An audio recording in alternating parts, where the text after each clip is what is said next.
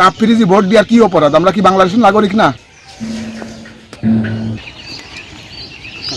3 বছরের বাচ্চা একটা ছেলে, মেয়ে 5 বছরের একটা ছেলে আসে যখন হামলা করেছে তখন তারা চৌকির তলে পলাইছে, তাও তারা ছাড়িনি। আমার ঘর একেবারে যারা যারা করে ফেলেছে। হায়দার মণ্ডলের লোক, সিদ্দিক মণ্ডল, জালাল মল্লিক, ওয়াজিদ মল্লিক, ওই রবিউল মণ্ডল, এরা লোকজন দিয়ে আইসে যত কিছু করার দরকার সব আমাদের করতেছে। আমার মার দাবড়াতে যাচ্ছে, আমার ভাই বোকের দাবড়াতে যাচ্ছে।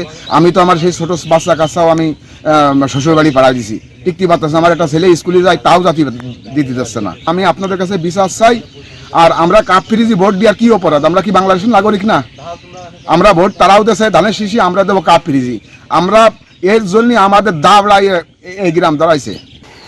ছেলেরা এখন বাড়ি থাকতে পারছে না, আমাদের খুব শাসাশাসি করতেছে। আমাদের পুরুষদের বাড়িতে টিকতে দিচ্ছে না।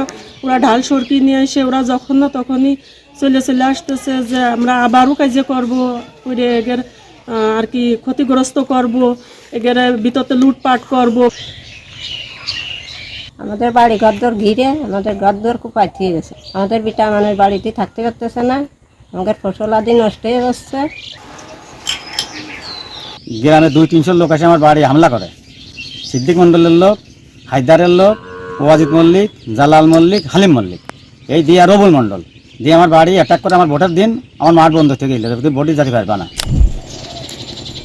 চেয়ারি খেয়ে আমরা শুইছি। এই সময় চারিকলতে লোকজন এসে মানে 1000-2000 লোক আইছে। আইসে আমাদের বাড়ি ঘর দর কুপানো কাপানো করিছে, আমাদের মানে হুমকি ধামকি দিছে। বিটা আমাদের বাড়িতে আসতে দিচ্ছে না, আসলে মারতে ধরতে যাচ্ছে। বাড়ি আসার কায়দাই নেই, বাড়ি আসলি নাম দাবরাতে আইছে। দাবরাতে তো একজন নাকি মানে 20-20 জন।